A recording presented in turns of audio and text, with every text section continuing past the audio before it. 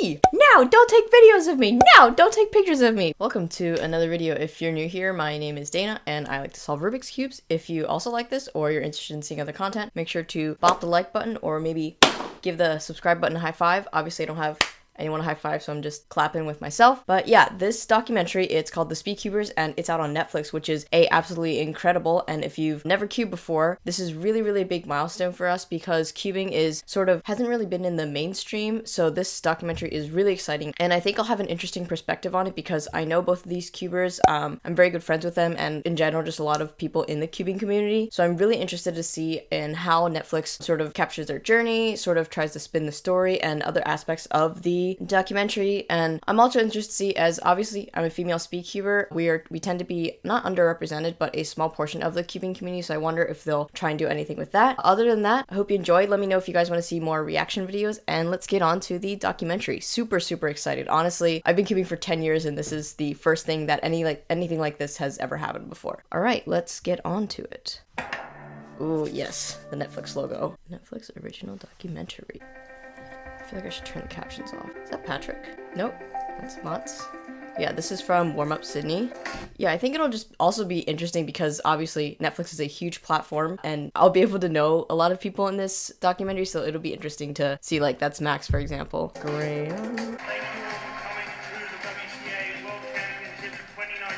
Obviously, the cinematography is on point, and sort of like the upbeatness already of the documentary is really nice to see so far. No, Chris! Pretty much one of the greatest cubers of all time. That clip was from Nationals, right? I think. So yeah, so they did a lot of traveling and research and stuff to get these clips, which is really nice to see. And also the background, I think these interviews were recorded at World Championships. Obviously looks nice, the Australia background. He's the most consistent cuber here. Max Park will be world champion. Spoilers, neither of them won, which is really interesting to see how they'll sort of bring the story around and close it at the end of this film. But obviously these are two very prominent cubers in our time, so it's really interesting to see that people are sort of like, ooh, is it going to be Felix? Is it going to be Max? It was Philipp. Ooh, that's a good title page. I like this. I don't know why I got so excited over it. I think at the start, my parents thought it was just like a phase. If you guys were here when Felix uploaded these videos, props to you. This is from I feel like it's from 2010 or something. With I don't even know what orange cube that was back then. Yeah, look at that laptop. An amazing talent. Sometimes just say, put the cube away. Doing better and better. Oh my god, baby Felix. So I feel like before I do watch the rest of this, it seems like, because Felix came onto the scene so much earlier than Max, they're gonna set up sort of his timeline and how he became like such a powerhouse cuber, and then around maybe 2016 or 17 on the timeline they're gonna bring in Max and be like, whoa, he also is really fast and stuff. And it's nice to see this sort of recap because I was here throughout this whole journey sort of as Felix was up and coming, so it's really nice to see these old clips I haven't seen in quite a few years actually. We as parents ended up becoming media managers, which was... Wait, I fully thought that was a Hogwarts cape for a second. Obviously it's not. And I love how in all these, oh god, I need to go back for a sec. I like how in all of the interview scenes, they always have a couple cubes on the desk, you know, in case you pop into the middle of the documentary, you know that this is a documentary about Rubik's Cubes. Classic solve. Set so many world records that I have totally lost track. Can anyone actually beat me? Yeah, and I was right, because Felix was he had all the world records. I mean, obviously not all the events, but 2013, 2015, and then 2017 was really the year where a lot of new cubers began coming onto the scene, and they're going to bring in Max's timeline, and obviously Max did win in 2017, so it was sort of like a ooh moment in cubing. And also, just the fact that there are so many new cubers all the time, I don't think it's ever going to be possible for someone to win 2 or even 3 world championships again in a row. There was 4x4 one hand. 4x4 one hand, and I spent 2 hours trying to beat this time. It's like, what is happening here? I can't beat this random kid on YouTube. That very much caught my attention. The 3x3 average world record. Also classic. Later on that. I love how Max always has the same reaction to his records. He's like a little clap, and then he either does I don't know what this is called, or he gets up and is really happy about it. It's really nice. Oh, it's Kit. Classic Kevin face. Also, I love how they mix in the good reactions and the bad reactions, because cubing really is a roller coaster. You could have, 3 really great solves and 2 really crappy solves and ruin your average, and it's just sort of this mood. Also, Kevin is always in the mood. He looks so serious all the time. Memorize. Oh, that's me! The undisputed main event That was a good reaction. is definitely the- Timon. Timon also is a very, very fast cuber, relatively new speaking. This is the clip what is it called? Frame? I feel like that they use for one of the poster things. This definitely looks really familiar. I want to get 3 seconds. Felix doesn't react. Wait, I was just about to say before they zoomed in, I love the cubes that say Max Park in the background. That's really, really cute. And once we got his attention, he wasn't very interested in anything that we had to offer. Yeah, so I also kind of saw this coming. So Max does have autism, which is a thing that cubers like it's really important to know, and also it's super interesting that people have said that it might help him become faster. I imagine we'll hear more about it from his parents. Had a big goal and hope and. I love these background shots. They're so pretty. Formally diagnosed Max with autism. Beautiful. Oh, those pictures are really cute. Child. Well, firstly, Mickey hasn't changed at all. Love that. And also, this doesn't pertain just to Max, but maybe more so in Max's case. A lot of cubers obviously wouldn't be where they are today because of their parents, as cubers do tend to start very young, myself included. If my parents hadn't brought me competitions, I wouldn't be where I am today. And you saw with Felix earlier as well, his parents were like, what do they say, media managers, which is really funny. So a lot of this really comes from the parents. And I just want to say thank you to all you guys out there. I don't know if you're going to be watching this, but obviously this community wouldn't be what it is today without the parents. And just, people, raising kids is hard. Obviously, I don't know, but I know how hard I was to raise, ? Kids are not easy. Again, not speaking from personal experience, but I was one of those kids. So I don't know if that train of thought made any conclusive sense. Let's just continue. He doesn't look at me. He doesn't play with me. Sad. I'm here. But when you're Aww. ready. Also, I love how they have so many clips of when he was little. I feel like when I was younger, I was like, no, don't take videos of me. No, don't take pictures of me. But now looking back, I'm like, wow, thank you for annoying me by taking videos, because these are such great memories that will be in time forever. Like, honestly, we won't be able to remember those moments as clearly because we were so young, and having footage and pictures and things like this are incredible memories and just super nostalgic, I suppose. So if your parents like to take pictures and videos, let them, because in 10 years, you'll regret it or something. I don't know. I feel like these trains of thought just like start and then there's just no end in mind. So they just are. All right. I don't know. Also, it's like, I didn't wake up early just to do this, but it is rather early for me and my brain tends to turn on a little later in the day. So it's around 8 a.m. and I started like prepping for this around 7 a.m. Not super early, but if you can't tell, I don't think my brain has, turned on yet. It's kind of like, Daddy, you're not invited. I love this. Deep down. Aww. And you can hear the change in the tone of music here.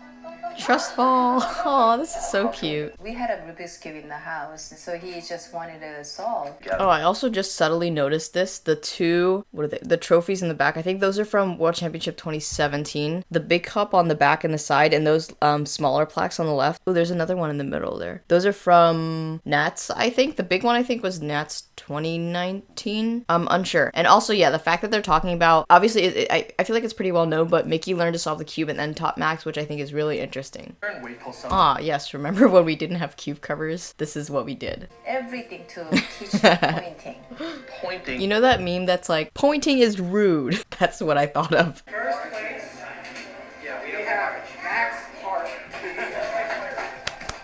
27. Yeah, 100% the classic Max Park reaction. Yes! I think it's really interesting and really moving that throughout Max's journey of becoming like a faster cuber to his parents, it wasn't just him becoming a faster cuber, but it was him becoming more social, more acquainted, and more aware in social situations, which really manifested at World Championship 2017 as like Schwan is explaining here. So that's really moving. Yes, shiny. Aw, this is really cute. I think this whole thing is just so wholesome. Obviously, we were just concerned about his ability to deal with failure. Yeah, I think it's definitely important to talk about. Obviously, Max's situation is a little bit different, but a lot of cubers tend to get like super upset. I think myself included when I was younger, when they have like a really big goal, like I want to get sub 10, and then if it just doesn't happen, it's just, obviously it's something we need to learn to deal with, and I hope that maybe they show that over time, like Max got better with this, but you can't break a world record at every competition. It just unfortunately doesn't work like that. But this is really good that I do like that they're talking about both aspects of cubing, like the ups and the downs. Like as I said before, they show the sad reactions, the upset reactions, the really happy reactions, and they're talking through the ups and downs of Max's career as well, or just his like approach towards solving, I guess. Right, Max? Right, Felix?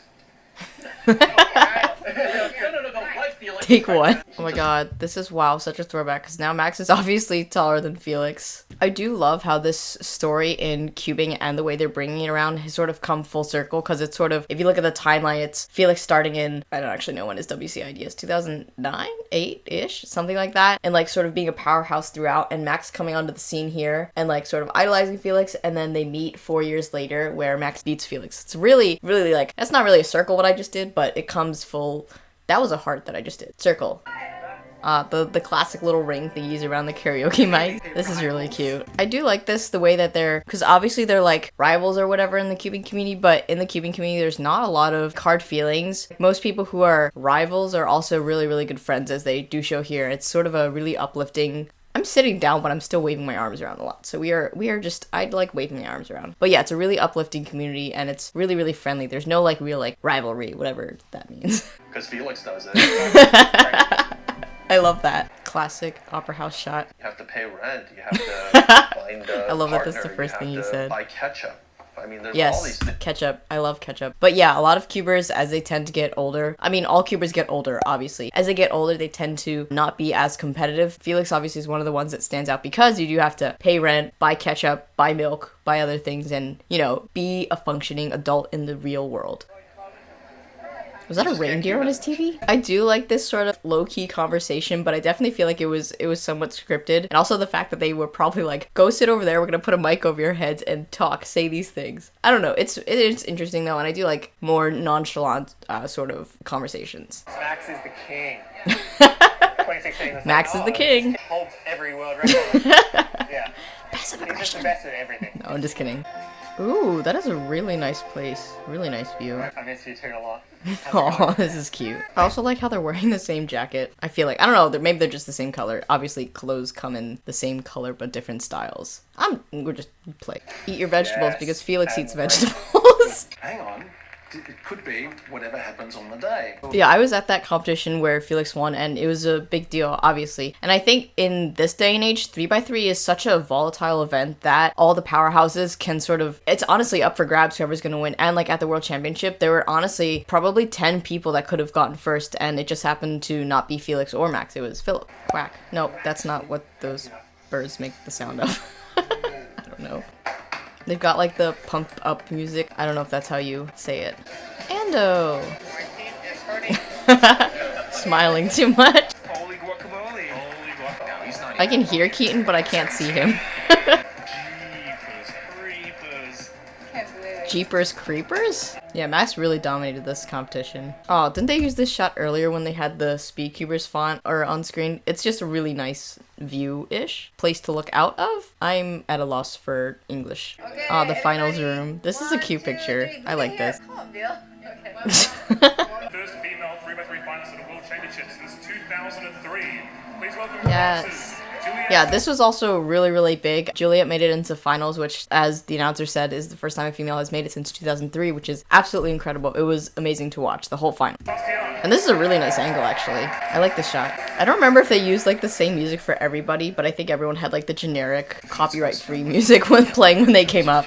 It's Keaton! There he is. I've been hearing him for the past 5 minutes. And also, this was really interesting because Keon and Sean both use Rue, and obviously Sean is a lot younger, so this was really, really cool to see. They're some of the best Rue solvers in the world. The amount of nerve control needed in this situation, there are like hundreds of people, thousands of people watching this, and he's keeping calm, and obviously he was able to win, so that's incredible. Please welcome Australia's Felix. Just watch the crowd. Yeah, they had the same music for everybody, I think. Yeah, Australia's standing up. You say Australia is standing up? The entirety of Australia is standing up. He's still the greatest of all time, regardless. Oh, I also, that was a little bit late for me to process, but that was an interesting statement. I think it was Jay who said he's the greatest of all time, and I think even if he does phase out, which I don't think is gonna happen anytime soon, all his records, I think he's by far the most world records, over 110, 120, something like that. Definitely will always go down as a legend in cubing, regardless of if he starts to not slow down, but maybe not go to as many competitions or compete as much.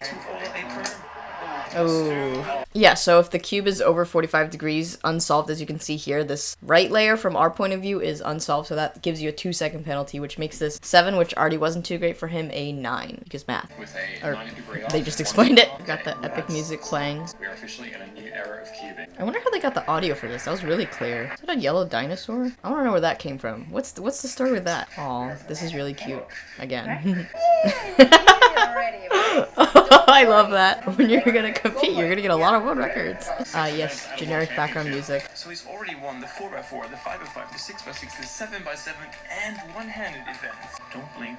Don't Blink makes me think of Doctor Who. 1 pair, 2 pair, 3 pair, 4 pair. You know, when I watch videos, like did you see me try and move to see the cube better, even though this is a video and the poll is always gonna be where it's gonna be? You know, I do irrational things like that. We're gonna keep watching. But yeah, it was also super interesting during the competition. I think a big group of the finalists were sort of, I don't know, down on the floor, sort of congregated together, like watching, like, if this goes well, he could win. If not, then like Philipp is world champion. So this was, I hope they get the reaction here, but it should be really, really nice, interesting to see. And really big and exciting. Yeah, we were tracking these live as often as possible with lists of like the best and worst averages. So I think it really all came down to the last solve. If he got under 6.7, Max would be world championship. He's not the world championship, the world champion. And if not, then Philipp would win. So this was very, very high pressure situation here. Obviously Philipp is like on the edge of his, not chair, whatever the metaphorical representation of a chair is when you're standing. Making space for Philipp to run. The nerves that must have been in this situation. Oh my god. Like, just watching this gave me nerves. Absolute silence. Oh, yeah, they got the reaction. I love this. Yeah, so for 3x3, it really can come down to 0.3 seconds, like making the difference between world champion and not even podiuming. Oh, I didn't remember this, but they came in 4th and 5th respectively, 0.01 seconds away from each other, which is really, really interesting. The venue had so much orange. It was just so bright. Like, this entire room is orange. I don't know why I made that observation. Okay? Destroyed everyone. Destroyed everyone. What doesn't kill you makes you Me stronger. and Max always say is like, if you mess something up, it makes you stronger. Oh, Dominates he's the entire crying. competition. Max looked at No, this is just Felix really in the sweet now. backstage. Wow, this really just took a turn. It's really sweet now. Out of his way. Out of the way, Kieran. This is one-handed podium, I believe. Fun little competitions. And to know Aww, that that was really sweet. And also, yeah, the fact that this full, like the journey that they were able to capture in this documentary was Felix starting in Australia, going around the world, getting all these world records, and then ultimately Worlds last year was in Australia, which was a really, really interesting thing. Yes, epic fanfare music. Mama, I didn't cry. Aww, 5x5 podium, I think here. Without a doubt, Felix is going to be Max's hero forever. Aww, this is such a cute video and like kind of aftermath kind of thing. Classic Boom Baby.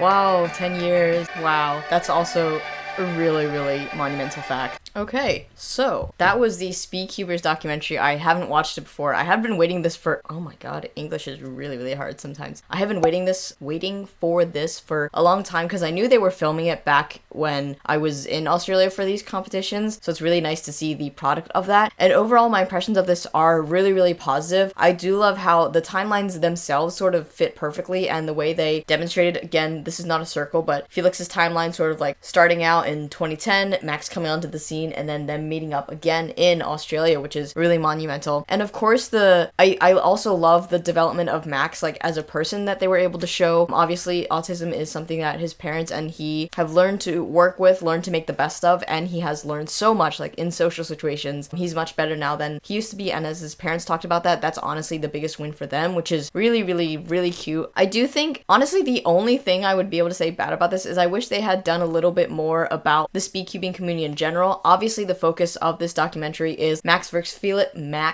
versus Felix and their journey through cubing and how they sort of came together, but you don't really get to see a lot of other really prominent cubers, other really interesting things in the cubing community, and there wasn't too much female representation. Obviously, that's not like a super big deal because, again, the documentary was focused on Max and Felix, and I think it did a great job of showing their stories, showing their friendship, showing how they evolved, how the friendship evolved, how Max evolved, and just the cubing community in general. I think it portrayed it in a very positive light, as there are no rivalries in the generic sense of the word where people are like, oh my god, you beat me, I hate you, and pointing is bad, don't do it. But yeah, overall, great documentary. I love that cubing is getting into the mainstream. Like a documentary on Netflix, that's absolutely incredible. This was awesome to watch. I loved it. I hope you guys loved it too if you had a chance to watch it. If not, maybe you're able to glean some interesting points from the little tidbits I put in this video. And as always, if you like this content, if you want to see more reaction videos, I'd love to do that. These are actually really fun. Or if you just like this content, make sure to pop the like button. And if you want to see more from me, make sure to subscribe, and I'll see you guys around. Hope you enjoyed the video. If you did, make sure to like me on Facebook, follow me on Instagram, and subscribe for the latest content.